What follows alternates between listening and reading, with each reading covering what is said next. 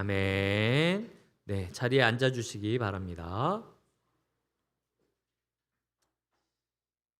2021년 12월 4일 한국일보에서 멍거홀이라는 미국 캘리포니아 대학에서 기숙사 설계를 하는 것에 대한 논쟁을 제가 기사로 읽은 적이 있습니다. 1조 7,700억 원이 투입된 예산이라고 하고요. 2025년까지 거의 50만 평에 지으려고 하는 초대형 규모라고 해요. 근데 이게 왜 멍거홀이냐라고 이름을 살펴보니까 이 미국의 억만장자가 있는데 찰스 멍거라고, 그 찰스 멍거가 그 1조 7,700억 원 중에서 내가 2,300억 원을 기부할 테니까 대신 이 건물의 설계는 내가 원하는 디자인대로 해줬으면 좋겠다. 괜찮겠냐라고 이야기를 할 때, 아니 2,300억 원을 준다는데 뭐 디자인 정도야 뭐 한번 해보십시오 라고 이렇게 믿고 맡긴 거죠. 근데 그 사람이 지금 제안한 건물이 뭐냐면 11층까지 직사각형 모양으로, 이렇게 사각형 모양으로 건물을 짓고, 엄청 긴 거겠죠. 50만 평이니까. 그 중에 사람이 들어갈 수 있는 공간은 9층입니다. 9개 층. 한 층에 500명씩 4,500명의 기숙사가 되는 거죠. 근데 이제 그 한 층도 8개 정도의 그 직사각형으로 나누고 한 개 그 공간당 64개 정도의 작은 방을 그 안에다 만드는 거예요. 그래서 가운데 공용 공간이 있고 한쪽에 공용 공간이 있고 그 주변이나 아니면 근처에 64개의 개인 공간이 있다라는 최신식 건물을 뜻하는 겁니다. 근데 이 공간이 가로 3m, 세로 2m, 그러니까 취침 공간, 개인 공간이 1.8평밖에 되지 않는 거죠. 그리고 창문도 다 낼 수가 없어가지고 이 LED 등으로, 그 형광등뿐만 아니라 옆에도 LED 등으로 이렇게 하는 게 설계 도안으로 나왔어요. 그래서 이 사람 말은 창문처럼 노을을 보고 싶으면 이 빛을 조절해가지고 빨간색으로 만들고, 하얗게 만들고 싶으면 이렇게 하얀색으로 만들고, 이렇게 트는 거를 창문식으로 하는 거죠. 그리고 진짜 창문이나 이런 것들은 공용 공간에만 있고 나머지는 환기 시설로 이렇게 전체 컨트롤을 한다라는 게 그 기숙사의 설계도였습니다. 근데 놀랍게도 제가 수년 전에 한국에서 이미 이 최첨단 시설을 경험해 본 적이 있었는데요. 그 이름이 고시원입니다. 네, 1.8평, 네, 그리고 공용 환기 시설, 그리고 밥 먹고 활동하려면 공동 시설에 가가지고 냉장고 열고 먹어야 되고, 이게 대한민국의 고시원이 벌써 미국에서 있는 초대형 프로젝트의 모티브가 되었을 수도 있다라는 거죠. 근데 여태튼 이 부분에 대해서 논쟁들이 되게 많이 있어요. 두 가지 의견이 있는데요. 첫 번째로 이 설계 심사를 했던 위원 중 한 명이었던 건축가 데니스 맥파든이라는 사람은 이건 건축가로서, 부모로서, 그리고 내가 한 인간으로서도 이건 지지할 수 없다라고 이야기했습니다. 어떻게 인간이 거기 들어가 살 수 있냐? 우리나라 굉장히 많이 살고 있는데 말이죠. 네. 그런데 그 찰스 멍거라는 사람은 또 이거에 이렇게 답을 했습니다. 각자의 방에 창문이 없어야 햇빛이 들어오는 공동구역에서 서로 어울릴 수 있지 않겠냐. 그리고 당신 인생에서 언제 태양을 바꿀 수 있겠냐. 이 기숙사에서는 빛 조절이 가능하다. 이렇게 말하니까 돈 벌 수 있는 거예요. 제가 봤을 때는 그럼 너는 어디서 사냐라고 물어보고 싶지만, 하여튼 이 사람이 이렇게 답을 했다는 겁니다. 어쨌든 2,300억 원이나 냈지 않습니까? 그래서 이 부분에 대해서 이게 2025년을 앞두고 있는데도 불구하고 학생들조차도 야, 저기 내가 가서 살아야 돼 말아야 돼 고민할 정도로 가장 좋은 대학 중 하나라고 일컬어지는 그 대학의 최신식 기숙사인데도 불구하고 들어가야 되냐 말아야 되냐, 지어야 되냐 말아야 되냐, 인권이냐 뭐냐 뭐 이렇게 얘기를 하고 있는 게 요즘 우리의 뉴스라는 겁니다. 그런데 아이러니하게도요, 하나님이 인류에게 주셨던 유일한 생명 공동체, 구원 공동체였던 노아의 방주가 그 기숙사보다 더 불편했다라는 게 제 마음을 끌었어요. 그래서 오늘 이 멍거홀로부터 시작을 하게 된 거죠. 인간이 살아남을 수 있는 유일한 대피소였는데 하나님께서 왜 이렇게 이걸 불편하게 만들었을까? 인간에 대한 배려가 있는 거였나? 아니면은 굉장히 가학적인 일이었나라는 생각이 들었던 거예요. 특별히 16절을 보시면 방주에 창을 4대라고 이야기를 하고 있는데요. 이 창이라는 단어도 성경 안에서 여기밖에 등장하지 않습니다. 그래서 다른 창문이라는 단어랑 조금 달라요. 나중에 나오는 노아의 창문이라는 단어랑도 조금 다른 단어입니다. 그래서 이 창문을 위에 내라는 게 뭐야? 라는 이야기들이 많이 있었어요. 근데 학자들이 이야기하기에는 이게 창이 아니라 루프, 지붕이라고 이야기를 하고 있는 거죠. 그래서 많은 번역들이 한글 번역으로도 이거를 지붕을 낸다라고 표현을 하고 있습니다. 제가 새 번역 성경을 한번 띄워드릴 테니까요. 이 45.6이라는 괄호를 빼고 나머지 부분을 읽어주셨으면 좋겠습니다. 시작. 그 방주에는 지붕을 만들되 한자 치켜 올려서 덮고 방주의 옆쪽에는 출입문을 내고 위층과 가운데층과 아래층으로 나누어서 3층으로 만들어라. 네, 보시면은 지붕을 만들다. 근데 지붕을 만들 때 이 45.6, 1인치 정도 이렇게 공간을 내 가지고 그 위에 지붕을 만들라는 거죠. 이게 환기구이기도 했고요. 그리고 빛이 들어오는 통로이기도 했습니다. 근데 너무 이상하게 짓고 이렇게 빗물이 들어오게 지으면은 비가 그 틈새로 이렇게 쭉 들어오게 되기 때문에 비가 안 들어올 수 있도록 약간 높여가지고 그 위에 창문을 작게 만들었다. 그리고 일직선으로 쭉 가게 만들었다라고 학자들은 생각을 하고 있습니다. 그래서 중요한 것은 그들이 노아의 방주 안에서 있었던 동안 숨구멍은 그 45.6cm밖에 없었다. 그 빗구멍은 45.6cm밖에 없었다. 그래서 제가 미국에 있는 한 그 어디 지방에서 노아의 방주를 실제로 만들어 놓고 전시하듯이 이렇게 하는 것들을 영상을 본 적이 있는데 거기 설명 영상을 보니까 그 45.6cm를 약간 이렇게 줄 같은 걸 만들어 가지고 벌리면은 빛이 1층까지 떨어지게 만들고 그리고 비가 많이 오는 날은 이거를 살짝 닫아두고 뭐 약간 이런 식으로 했다라는 설명을 제가 본 적이 있습니다. 중요한 거 우리가 이렇게 사람이 모여 밀집된 곳에서 산소가 중요하지 않습니까? 산소가 떨어지면요 졸렵습니다. 예배 드리는데 졸려온 건요 영적으로 부족한 거일 수도 있지만 산소가 부족할 수도 있어요. 그래서 저희가 항상 환기나 이런 것들을 신경 쓰는 게 그래서 그런 건데 노아의 방주는 이 세상에 있는 모든 동물이 다 있지 않았습니까? 그러니까 산소가 항상 부족했던 거죠. 숨 쉴 곳이 참 힘들었던 겁니다. 거기다가 빛이 잘 보이지 않았다라는 거죠. 멀쩡히 환하게 비춰놔도 내가 이 동물들을 다 돌볼 수 있을지 없을지 모르겠는데 어두컴컴해가지고 내가 계단을 밟는지 뱀을 밟는지 모르는 채로 살아가는 게 노아의 가족들이 겪었던 방주 안에서의 모습들이었다라는 겁니다. 노아가 방주를 만들면서 꿈꿨던 공동체의 모습은 어떤 모습이었을까요? 우리가 흔히 그리는 영화 클라이막스 마지막에 딱 나오는 그런 모습 있잖아요. 뭐 대지가 화창하고 이 숲의 바람이 이렇게 확 이 나를 휘감고 높고 안전한 탄탄한 바닥이 있는 곳에서 아래를 쫙 내려다보면서 이제는 우리가 이 아래로 내려가야 되는 때구나 라고 마음을 다지는 어떤 그런 쾌적하고 멋지고 함께 손잡고 걸어갈 수 있는 동료들이 있는 공동체를 저는 노아는 꿈꾸면서 방주를 만들었을 거라고 생각을 해요. 근데 그 이상적인 모습과는 전혀 다른 심각한 격차감을 느끼는 게 실제 하나님이 주신 노아의 방주였다라는 거죠. 공황장애가 올 것 같은 숨막힘이 있었고요. 그리고 앞이 보이지 않는 어두움이 있었고요. 불안감이 항상 계속됐습니다. 왜냐하면 비가 수일 동안 때렸던 거잖아요. 벽에 비가 이렇게 때릴 때마다 느껴졌던 소리가 총소리처럼 들리지 않았겠습니까?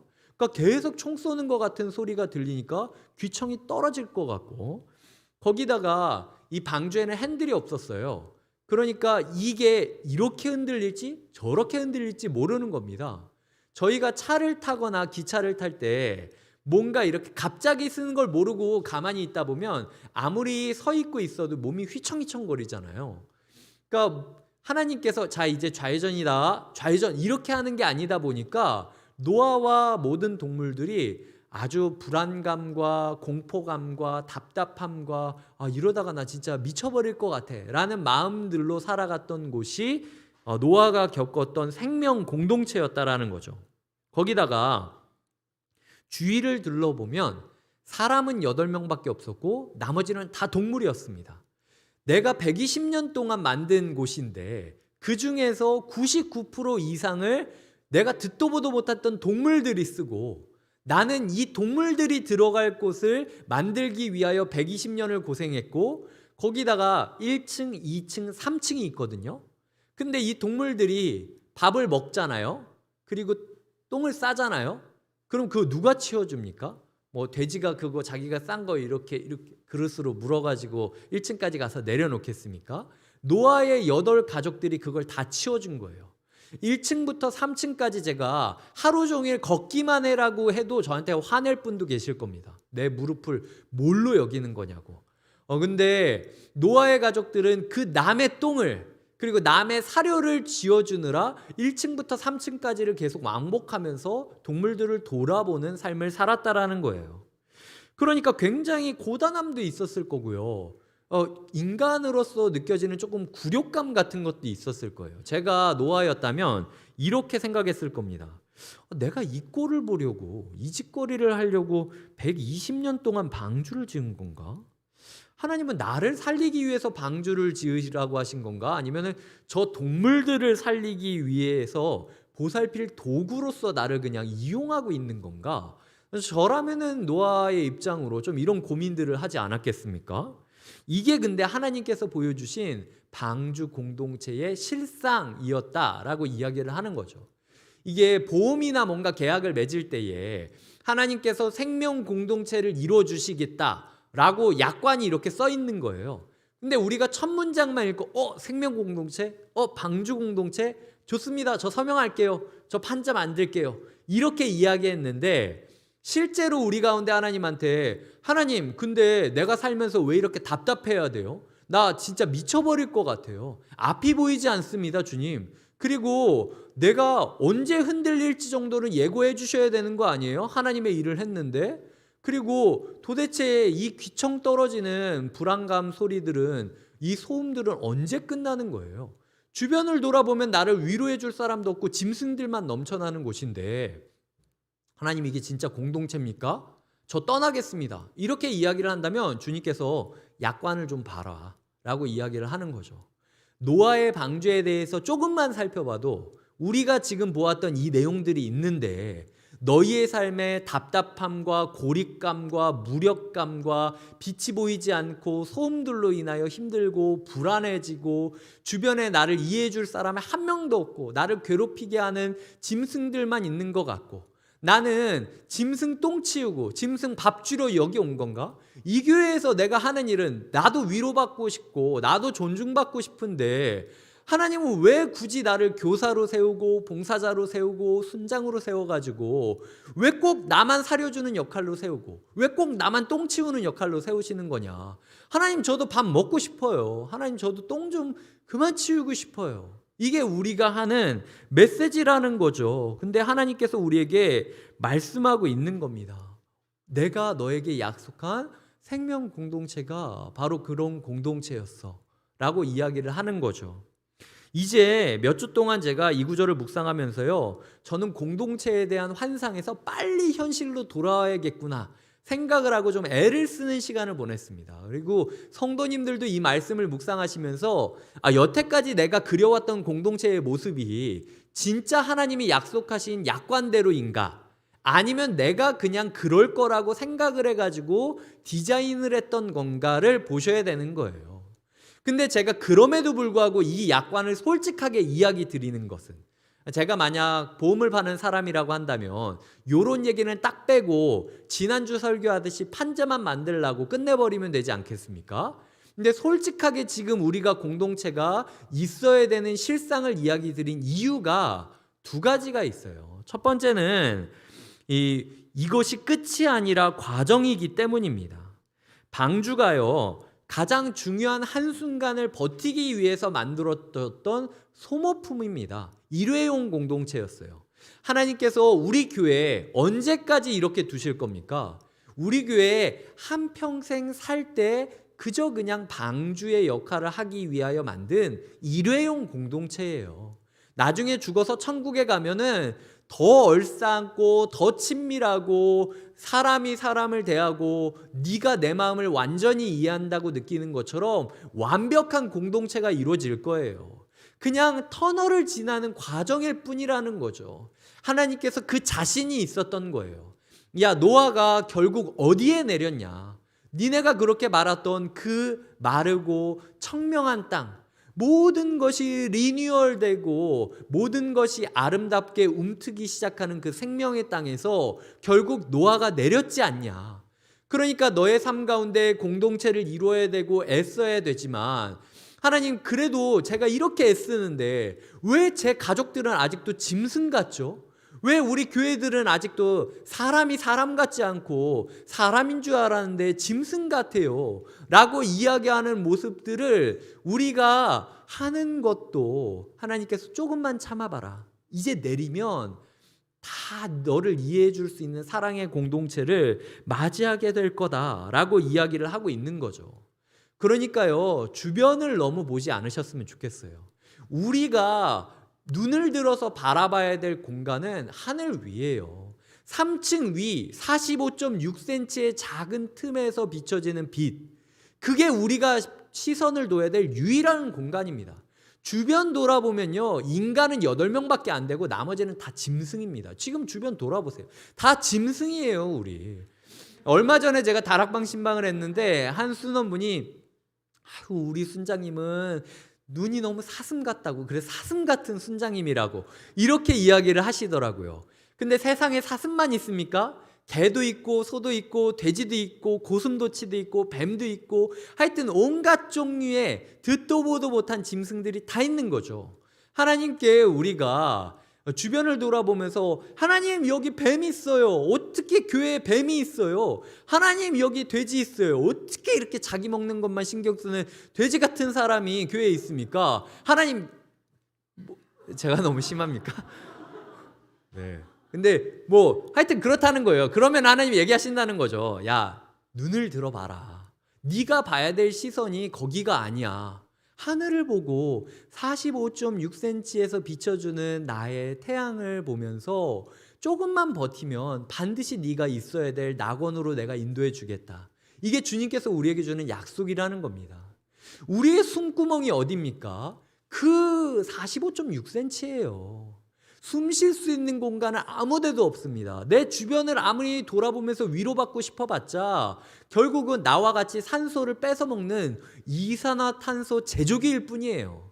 그러니까 주변으로부터 우리가 위로를 받고 위안을 받을 수도 있죠. 저도 저희 집 강아지를 봤을 때 그 그렁그렁한 눈망울에 위로를 받으면서 그래, 네가 때로는 사람보다 낫다 이렇게 생각할 때가 있어요. 가끔 우리가 공동체를 보며 위로를 받을 수도 있겠지만 그래도 우리의 기대치를 낮춰야 된다라는 거예요. 결국 우리는 모두 과정을 겪는 사람들이기 때문에 우리 주변에 있는 사람은 목사라 해도 짐승인 목사고, 집사라 해도 짐승인 집사고, 순장도 짐승이고, 다 소망은 오직 하늘 위밖에 없다라고 기억하며 하늘을 보면서 살아가는 사람들이 되어야 된다라는 거죠. 두 번째로 첫 번째 거에 좀 추가로 이야기 드리자면 221시간 만에 경북 봉화의 광산 사고 현장에서 최근에 생환한 광부 둘이 있죠. 근데 그중에 박정아 씨의 인터뷰를 제가 본 적이 있습니다. 근데 그 사람이 뭐라고 이야기를 했냐면 이마에 달린 안전등 배터리가 소진될까 봐 그게 제일 두려웠다고. 그래서 실제로 구조되는 그날 이 둘 다 배터리가 깜빡깜빡이었던 거예요. 그래서 너무 무서웠는데 이러다가 불 꺼지면 우리 진짜 다 죽는다 생각을 하고 마지막까지 이제 살려고 발버둥을 치다가 보니까 폭파 현장 근처에서 나를 찾는 사람들을 발견하게 돼서 구조가 되었다라고 이야기를 하는 거죠. 우리 인생에 붙잡아야 될 빛은 오직 그 안전모 깜빡이처럼 하늘을 위해서 깜빡깜빡이는 하나님의 말씀, 하나님의 음성, 하나님의 뜻을 우리가 구하고 버티는 것이 우리에게 필요하다라는 겁니다. 두 번째로 우리에게 주시는 두 번째 교훈은 환상에서 현실로 와도 되는 이유는 우리 방주에서 사람다운 사람은 예수님 한 분이기 때문이에요. 제가 이 말씀을 묵상했을 때 나만 빼고 다 짐승인 줄 알았어요. 그래서 하나님께 기도할 때 하나님 왜 제 인생은 이렇게 힘들어야 될까요? 제가 항상 하나님께 평범하게 좀 살게 해달라고 기도를 하고 있거든요. 이게 제 평생의 기도 제목입니다. 근데 저는 제 인생을 돌아볼 때 한순간도 제가 평범했던 적이 없어요. 그냥 하나님 앞에서 모든 게 저는 특이했다라고 이야기를 하고 하나님은 특별했다라고 이야기하는 삶을 살아가고 있습니다. 근데 제가 이 말씀을 묵상하며 하나님, 우리의 가족, 우리의 공동체, 이 사회 가운데 왜 나와 마음을 나누고 함께 살아가고 함께 방주를 지어댈 사람들은 없고 이렇게 밥 달라고 하고 똥 치워달라고 하고 같이 자기가 뭘 원하는지도 모르고 바라보는 짐승들만 우리 주변에 많이 있습니까? 라고 기도를 했는데 어느 날 최근에 이제 제 기억으로는 토요일 새벽이었던 걸로 기억해요. 토요일 새벽에 이런 일이 있었습니다. 금요기도회를 마치고 제가 토요일 새벽 설교를 준비하다가 이제 좀 자야겠다라고 생각이 들어서 잠을 청했어요. 어쨌든 금요기도회가 늦게 끝났고 설교 준비가 늦게 시작했기 때문에 이제 일찍 일어나야 되는 상황이었거든요. 거기다가 제자방까지 있어가지고 마음이 조금 급했습니다. 그래서 이제 잠을 청하고 있었는데 2시 반 정도부터 저희 집 강아지가 자꾸 다른 방 문을 계속 긁는 거예요. 근데 이게 정말 거슬리게 긁는 겁니다. 이렇게 사각사각 사각사각 사각사각 이거를 제가 한두 번 깨다가 한 2-30분 계속되길래 안 되겠다 싶어가지고 그냥 일어나서 3시쯤에 제가 그 강아지를 제 무릎 위에다 앉힌 다음에 너 진짜 왜 그러니? 왜 이렇게 불안해하니? 문이 열려 있잖아. 걱정 말고 그냥 있어 라고 얘기하면서 30분을 제가 달래줬어요. 그리고 이제 3시 반 정도가 됐을 때 야, 이제는 좀 괜찮지? 나 이제 가서 잔다. 그리고 이렇게 내려놓고 이제 가가지고 한 30분 정도 또 잠을 청했는데 갑자기 제 차키에서 띠리리릭 소리가 난 거예요. 근데 제가 중고차를 사서 아직 제가 제 차키의 기능을 다 몰라요. 근데 항상 이 삐리리릭 소리가 난 이후에는 시동이 걸려 있고 라이트가 켜져 있는 거예요. 그래서 몇 번 제가 그걸 경험한 다음에 이 소리가 들리니까 4시에 다시 일어났습니다. 그래서 그냥 옷을 챙겨 입고 나와가지고 그 차로 가가지고 차 시동이 켜져 있는 걸 보고 그리고 다시 교회로 와가지고 이제 설교 준비를 하고 기도를 하는 시간이었어요. 아무도 없는 예배실에서 아무도 없는 곳에서 혼자 기도를 하다가 제가 하나님한테 하나님 제가 뭘 잘못했길래 저한테 자꾸 이렇게 괴롭히시는 겁니까? 라고 제가 기도를 했던 그 새벽에 하나님이 저의 마음 가운데 이런 마음을 주셨어요. 야, 네가 네 집 개 한 마리도 네 마음대로 못 다루고 네 차 한 대도 네 마음대로 못 하는데 어떻게 천하보다 귀한 영혼들을 네가 네 마음대로 이리 가라 그러면 이리 가고 저거 하라 그러면 저거 하고 이게 될 것 같냐? 너도 그냥 짐승 중 하나인 거야. 자꾸 네가 사람이라고 생각하지 말고 그냥 너는 먼저 방주에 들어온 짐승인 거야. 그러니까 네 뒷공무니를 보면서 다른 짐승들이 따라온다고 해서 네가 그 짐승들을 다 인도하는 것처럼 애쓰면서 리더십을 부릴 필요가 없어. 이미 방주는 예수 그리스도 내가 다 지어놨어. 생각을 해보니까요, 맞더라고요. 예수님이 세마포 안에 동동동동 쌓여 있지 않았습니까? 우리 멀쩡한 우리 사람을 끈으로 이렇게 둘둘둘둘 매면 얼마나 불편하겠어요. 그리고 예수님이 흑암 속 돌무덤 사이에 들어가지 않았습니까? 거기다가 영적으로 따지자면 지옥 한가운데까지 내려가신 거예요.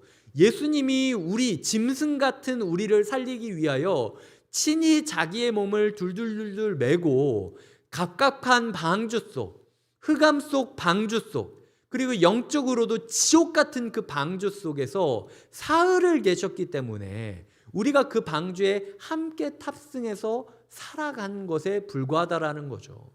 주님께서 우리에게 이제는 너의 정체성을 새롭게 깨닫고 다른 사람들을 판단하고 비난하고 정죄하는 게 아니라 나 또한 짐승 중에 하나인데 은혜로 말미암아 내가 구원받았구나. 정말로 짐승인데도 짐승인지 모르는 그런 나 같은 놈도 하나님이 구해주셨구나라는 은혜의식을 가지고 이 방주 생활을 버텨야 된다라고 주님께서 우리에게 말씀을 주고 계시다라는 거죠. 자, 이제 제일 중요한 이야기를 하려고 합니다. 그 주님께서 우리에게 이렇게 말씀하셨어요. 요한복음 14장 12절을 띄워드릴 테니까 함께 읽어주셨으면 좋겠습니다. 시작. 내가 진실로 진실로 너희에게 이르노니 나를 믿는 자는 내가 하는 일도 그도 할 것이요 또한 그보다 큰 일도 하리니 이는 내가 아버지께로 감이라. 자, 내가 하는 일을 그도 할 것이다. 그러니까 예수님이 자기의 몸을 꽁꽁 메고 돌무덤 속으로 들어가고 지옥까지 내려갔듯 우리도 그 갑갑하고 답답하고 고되고 굴욕감까지 느껴지는 그 방주로 들어가야 된다라고 이야기를 하는 거예요. 그때에 그보다 큰 일도 할 수 있을 것이다. 내가 했던 일보다 큰 일을 할 수 있을 것이다 라고 이야기를 하는 거죠. 근데 여기서 묻겠습니다. 예수님보다 큰 방주를 지을 자신 있는 분 계십니까? 저는 없어요. 그런 저에게 주님께서 주신 말씀이 출애굽기 2장 3절입니다. 더 숨길 수 없게 되매 그를 위하여 갈대 상자를 가져다가 역청과 나무 진을 칠하고 아기를 거기 담아 나일강가 갈대 사이에 두고. 이 갈대 상자라는 단어가 테바라는 말인데요. 이 테바라는 말이 노아의 방주라는 방주를 뜻할 때 쓰던 단어랑 똑같은 단어입니다. 그러니까 하나님이 우리에게 야 이제 네가 나와 똑같이 방주를 만들면 나보다 더 큰 방주를 만들어야 돼. 나보다 더 놀라운 일을 해야 돼. 이렇게 얘기한 게 아니에요. 우리가 할 수 있는 게 고페르 나무는 무슨 그냥 벽돌 만들다가 남은 지푸라기 몇 개로 이렇게 둘둘 말아가지고 바구니 하나 정도밖에 만들지 못한다 할지라도 거기에 태운 사람이 누구냐? 모세라는 거죠. 그 방주가 아무것도 아닌 바구니를 우리가 만든다 할지라도 하나님께서 거기에서 모세를 자라게 만들어 주시겠다라는 거예요. 거기서부터 출애굽이라는 이집트 대탈출이라는 역사의 전환점이 시작되는 겁니다. 우리가 큰 방주를 만들었기 때문에 크게 쓰시는 게 아니라 우리가 보자기 하나, 상자 하나를 만들어도 하나님께서 거기서 큰 일을 이루시겠다라는 약속이 담겨 있다라는 거죠. 그러니까 서툴어도 되고 부족해도 되고 잘 안 돼도 되니까 같이 판자를 만들어 보자는 거예요. 같이 사랑의 시도를 해보고 같이 서로를 먹이고 같이 서로의 똥을 치우고 같이 서로를 격려하며 이 흔들거리는 세상 가운데 빛도 보이지 않지만 서로 앞에 깜빡깜빡거리는 안전등을 서로의 빛 삼아 주의 말씀이 나의 등이 된다라고 이야기하잖아요. 그 말씀을 불빛 삼아 우리가 이 어려운 방주를 돌파해보자. 버티다 보면 분명히 끝은 올 거다. 문은 열린다. 이게 주님께서 우리에게 주신 약속이라는 거죠. 하나님께서 우리에게 말씀하고 있습니다. 공동체를 포기하지 말라고. 너희 가족 포기하지 마라. 내가 한 주간 이렇게 했는데 이 짐승놈들이 이 어미의 마음도 모르고 이 아비의 마음도 모르고 이 자식의 마음도 모르고 나한테 이렇게 한다. 억한 마음 두지 마시고 다 같은 짐승이니까 그냥 가진 게 갈대밖에 없더라도 만들어 보자는 거예요. 교회를 포기하지 말아달라고 부탁하시는 겁니다. 이놈의 교회에 사람다울 줄 알아서 내가 왔는데 주변은 짐승밖에 없다 이야기하지 마시고 우리가 함께 이 방주 안에서 살 길을 숨구멍을 한번 하늘을 향하여 들어 맞춰보자라는 거죠. 함께 걷다 보면 함께 버티다 보면 반드시 낙원이 올 것을 믿으십니까? 하나님께서 우리 성도님들을 축복해 주시고 어떻게든 작은 갈대 상자 하나라도 만들었을 때 거기서 생명의 역사를 시작하실 것을 주님의 이름으로 약속드리고 축복드립니다. 이 시간 함께 찬양하며 나아가도록 하겠습니다. 모든 상황 속에서 주를 찬양할지라 다 같이 일어나서 하나님께 마음을 열어 찬양하겠습니다.